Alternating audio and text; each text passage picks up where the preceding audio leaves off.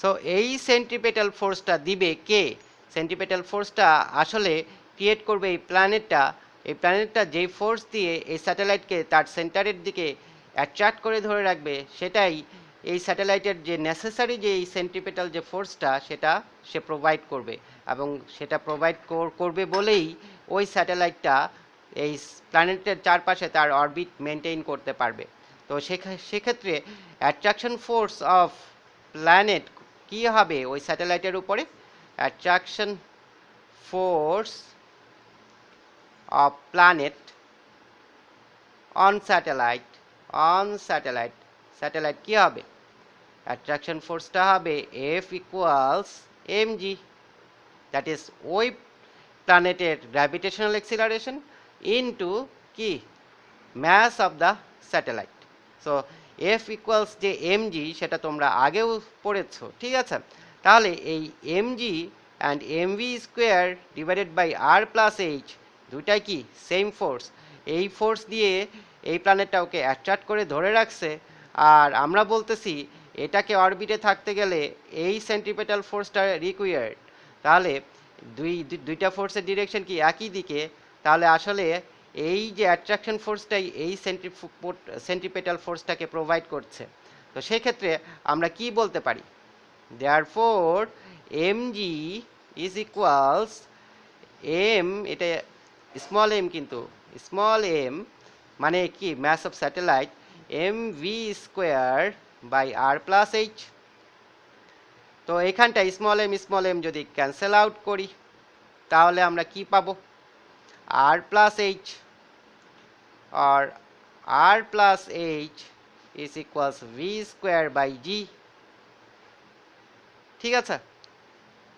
আর আমার জায়গা নাই বাবা এখানটা, এই কারণে এভাবে লিখছি। সো h ইকুয়ালস কি লিখবো? v square by g minus r। তাহলে r প্লাস h যদি v স্কোয়ার বাই g হয়, তাহলে শুধু h এর ভ্যালু কি হবে? v square by g minus r। শুধু h এর ভ্যালু হচ্ছে v square by g minus r। তো এটাকে একটু বড় করে আমরা দেখি, তাহলে শুধু r প্লাস h যদি v স্কোয়ার বাই g হয়, শুধু h এর ভ্যালু হচ্ছে v square by g minus r। তো এখন v এর ভ্যালু কিন্তু দেওয়া আছে, দেখো v এর ভ্যালু কোথায়? 7.8। আবার g এর ভ্যালুও দেওয়া আছে ওই হাইটে, কত? 9, ঠিক আছে? তাহলে 7.8 দেওয়া আছে v এর ভ্যালু, g এর ভ্যালু 9 দেওয়া আছে, আর r এর ভ্যালুটা 9। সো এইখানটায় আমাদের এই একটা অবস্টেকেলই ফেস করতে হচ্ছে, যে এইখানটায় আমাদের কি নাই? r এর ভ্যালুটা দেওয়া নাই। তো সেক্ষেত্রে আমরা যেহেতু r এর ভ্যালু দেওয়া নাই, কাজে rটাকে rই রাখতে হবে। বাকিটুকুর ভ্যালু আমরা বের করে ফেলতে পারি v square by g। So আমি এটা এখানটায় একটু লিখে দিচ্ছি যে h হচ্ছে v square by g minus r, ঠিক আছে? তাহলে v স্কোয়ারটার ভ্যালু কত? v স্কোয়ার হচ্ছে আমার 7.8 কিলোমিটার পার সেকেন্ড।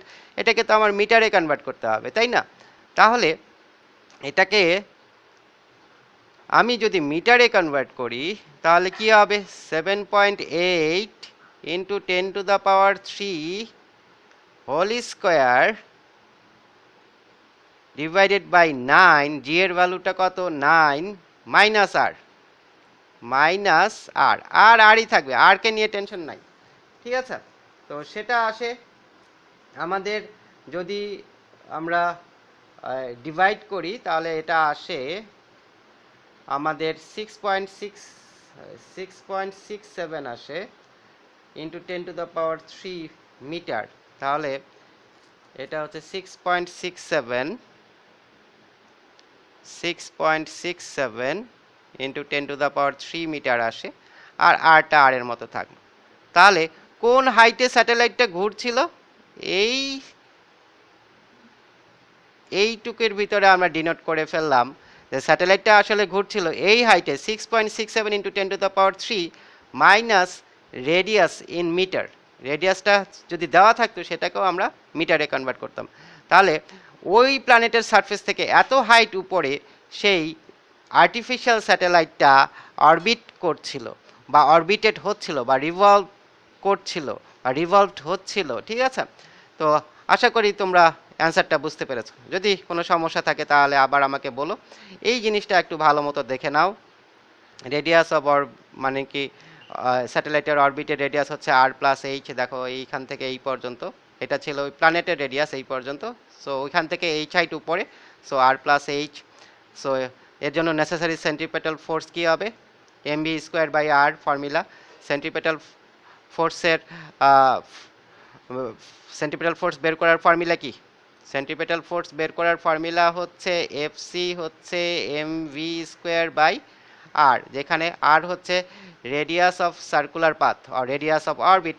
সো এখানে রেডিয়াস অফ অরবিট হচ্ছে আর প্লাস এইচ, তাহলে আমার সেন্ট্রিপেটাল ফোর্স হচ্ছে M V square divided by R plus H. এবং এই সেন্ট্রিপেটাল ফোর্সটা পুরোটাই কে দিচ্ছে? Attraction force of this planet. এখন এই এম এস এর কোনো একটা অবজেক্টের উপর এই প্ল্যানেটের অ্যাট্রাকশন ফোর্স হবে M into gravitational acceleration of this planet, so that is M G. তাহলে এম জিটাই নেসেসারি সেন্ট্রিপেটাল ফোর্স অ্যাপ্লাই করছে। সো সেখান থেকে আমরা কি পেলাম? এম এম ক্যান্সেল আউট করার পরে আমরা পাচ্ছি আর প্লাস এইচ হচ্ছে ভি স্কোয়ার বাই জি। তাহলে এইচ হচ্ছে ভি স্কোয়ার জি মাইনাস আর। ভি এর ভ্যালু দেওয়া আছে, কিলোমিটারটাকে মিটারে চেঞ্জ করছি, স্কোয়ার করে দিছি। আর জি এর ভ্যালু হচ্ছে 9, সো ওইটাকে ডিভাইড করলে এটা আসে মাইনাস আর।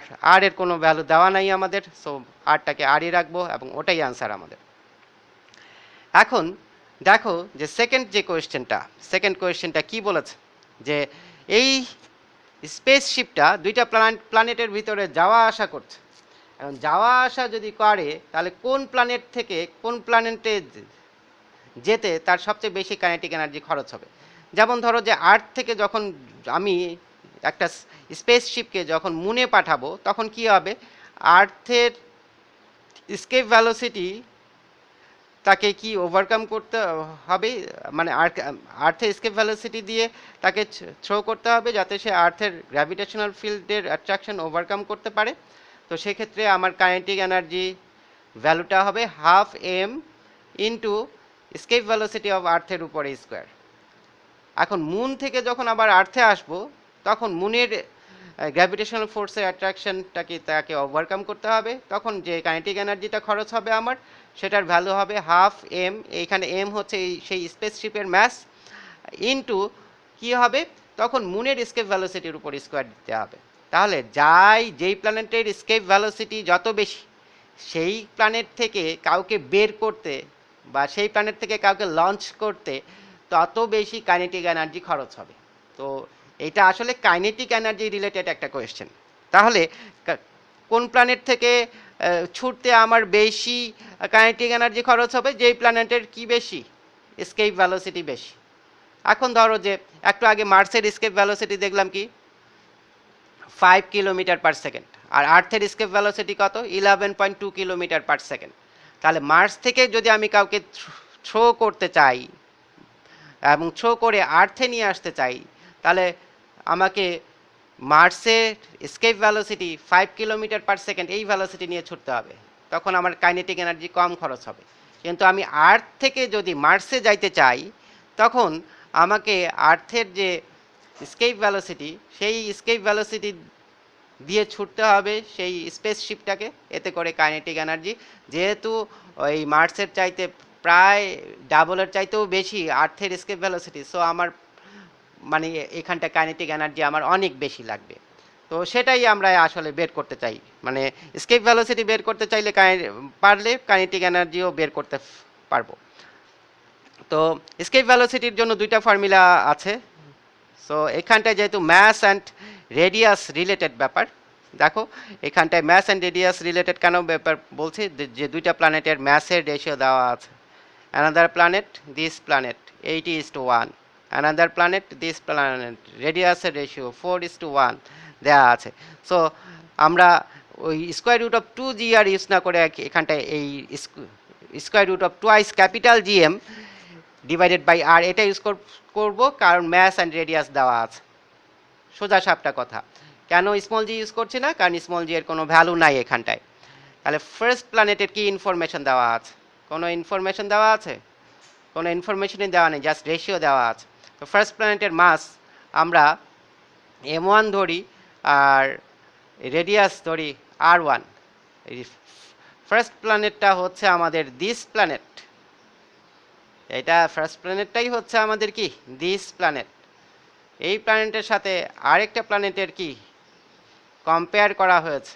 সো সেকেন্ড প্ল্যানেটটা হচ্ছে আমাদের অ্যানাদার প্ল্যানেট। সেকেন্ড প্ল্যানেটটা কি অ্যানাদার প্ল্যানেট। তাহলে ফার্স্ট প্ল্যানেটটা দিস, সেকেন্ড প্ল্যানেটটা হচ্ছে অ্যানাদার প্ল্যানেট।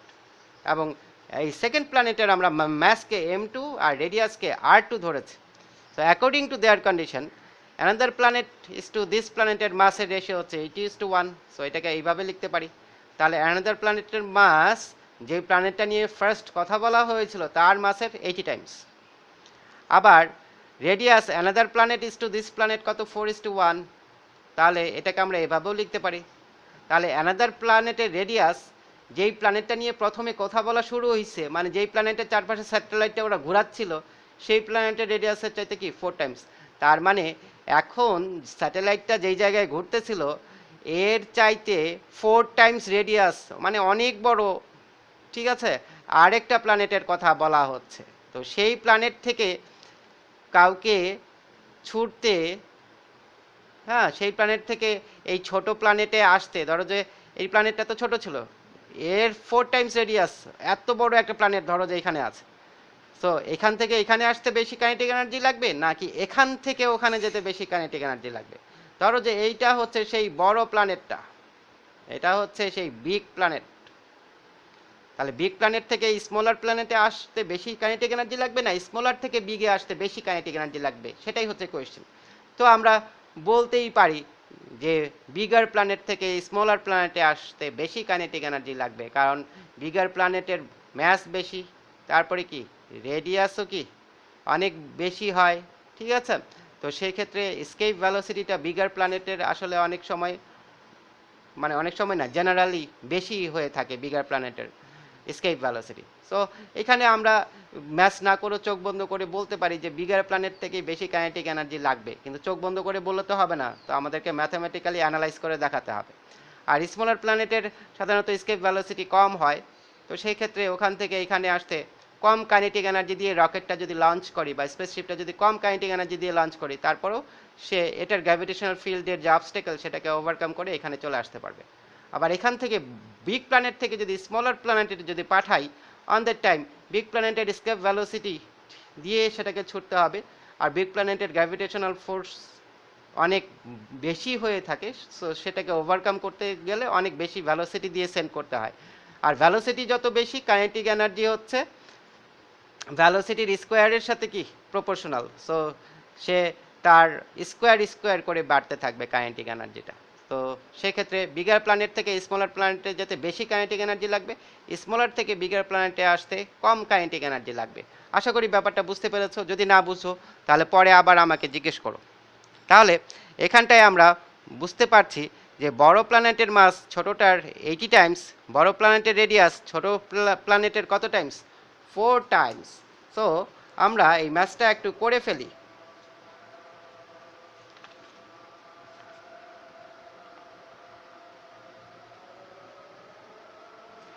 এটা কোন বোর্ড ছিল? সিলেট বোর্ড।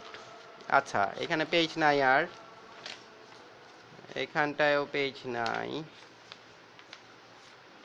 সো আমরা নতুন পেজে করি এটা একটু। সো দেখো এই জায়গাতে আমরা আছি। তো আমাদেরকে যেটা করতে হবে সেটা হচ্ছে দুইটা প্ল্যানেটের কাইনেটিক এনার্জি বের করতে হবে।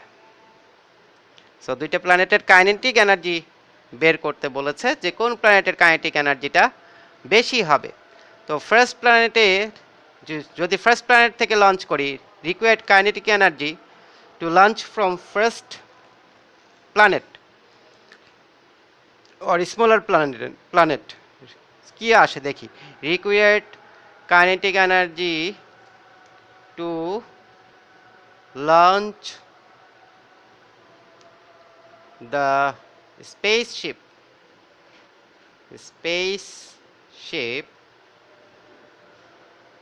from first planet that is, ওটা তো স্মলার, তাই না? স্মলার প্ল্যানেট, ঠিক আছে। তাহলে ফার্স্ট প্ল্যানেটের রিকোয়ার্ড কাইনেটিক এনার্জি কি আসে সেটা আমরা E1 দিয়ে কাইনেটিক এনার্জিটাকে ই কে না বলে E1 বলি ফার্স্ট প্ল্যানেটের। সো এই কাইনেটিক এনার্জি কি হবে, half mass of the satellite or spaceship, এখানে স্পেসশিপ পাঠাচ্ছি আমরা, স্পেসশিপের mass into escape velocity of this planet. Escape velocity of first planet কে আমরা ধরলাম v1, so v1 স্কয়ার। ঠিক আছে, তো এই v1 এর ভ্যালু কত হবে, সো আমরা হাফ স্মল m, v1 এর ভ্যালু হচ্ছে রুট ওভার v1 এর ভ্যালু হচ্ছে রুট ওভার 2 ইন্টু জি, ফার্স্ট প্ল্যানেটের ম্যাস লাগবে, ম্যাসকে ধরলাম ফার্স্ট প্ল্যানেটের m1, ফার্স্ট প্ল্যানেটের রেডিয়াস লাগবে, রেডিয়াসকে ধরলাম কি আমি r1, এটা আমরা আগেই ধরে নিয়েছি, এর উপরে কি স্কোয়ার দিতে হবে।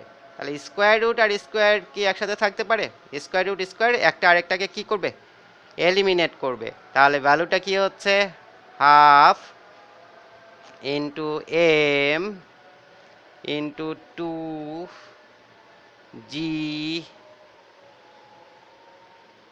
এটা হচ্ছে সেই প্ল্যানেটের mass m1 divided by r1। ঠিক আছে, তাহলে এই 2 আর 2 কেটে দিলাম, 2 আর 2 যদি কেটে দিই তাহলে কি থাকে, 2 আর 2 কেটে দিলে আমাদের capital G m1 small m divided by r1 থাকে। তাহলে এটা হচ্ছে ফার্স্ট প্ল্যানেটের কি কাইনেটিক এনার্জি রিকোয়ার্ড। ঠিক আছে, আর সেকেন্ড প্ল্যানেটের কাইনেটিক এনার্জি রিকোয়ার্ড এগুলো কিন্তু কোনোটাই আমাদের স্পেসিফিক্যালি দেওয়া নাই, সো ডিরেক্টলি বলে দেওয়া নাই যে m1 কত r1 কত, কিন্তু আমরা রেশিও বের করলে এগুলো কিন্তু কেটে যাবে, আর রেশিও বের করলে একটার সাথে আরেকটার কম্পেয়ারও আমরা করতে পারবো। তাহলে সেকেন্ড প্ল্যানেট মানে bigger planet required kinetic energy for second planet to launch spaceship।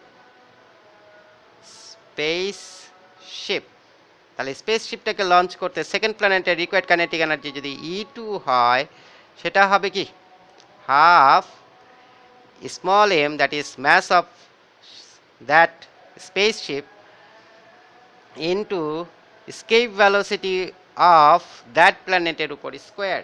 তাহলে এই ভ্যালোসিটিটা v1 বলো v2 বলো, এখানটা v1 v2 এর পরিচয়টা কি, v1 আর v2 এর পরিচয় হচ্ছে স্কেপ ভ্যালোসিটি। সো এখানটায় আমরা একটু লিখে দিই, v1 হচ্ছে escape velocity, escape velocity of first planet escape velocity, আর এখানটায় v2 হচ্ছে escape velocity of second planet। তো কাইনেটিক এনার্জি বের করতে গেলে আমাদের কি বের করতে হবে, কোনো রকেট বা স্পেসশিপ বা স্যাটেলাইটের কাইনেটিক এনার্জি বের করতে গেলে মানে কোন এনার্জি দিয়ে আমরা তাকে আসলে থ্রো করছি, সেই এনার্জিটা বের করতে গেলে আসলে আমাদের স্কেপ ভ্যালোসিটি দিয়েই বের করতে হবে, এই কথাটা যাতে মনে থাকে। v2 হচ্ছে স্কেপ ভ্যালোসিটি অফ সেকেন্ড মানে কি বিগার প্ল্যানেট, বোঝা যাচ্ছে ম্যাস বেশি রেডিয়াস বেশি, so bigger one, so escape velocity of second planet. তাহলে এই v2 ভ্যালুটাও আমরা বের করতে পারবো, ইকুয়াল দিলাম m, এইখানটায় square root of G m2 r2, আবার এদের উপরে কি আবার স্কোয়ারও আছে। তাহলে আমরা বুঝতেই পারছি half small m capital G capital m2 divided by r2,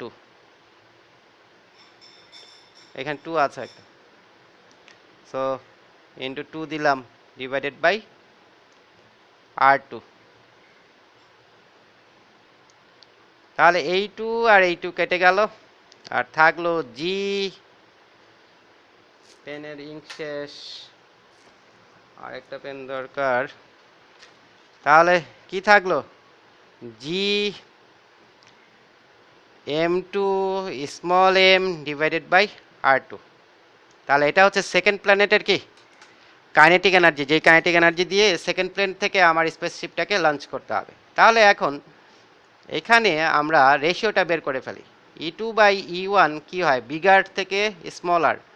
so বিগারের ভ্যালুটা কি, G M two small M, so G M two small M divided by R two. নিচে ইউ ওয়ান তো একেবারে মাল্টিপ্লাই করে দিচ্ছি, তাহলে এটা রেসিপ্রোকাল ভ্যালুটা নিব, দ্যাট ইজ আর ওয়ানটা উপরে দিয়ে দিব, যেহেতু মাল্টিপ্লাই করছে ডিভাইড করছি না। R one divided by G capital M one small M. তো জি জি কেটে দিলাম, স্মল এম এলিমিনেট করলাম, থাকে কি, থাকে এম টু আর ওয়ান, আর নিচে এম ওয়ান আর টু। সো আমরা তো জানি এম টু হচ্ছে এইটি এম ওয়ান, সো এইখানে এইটি এম ওয়ান লিখলাম, আর আর ওয়ান,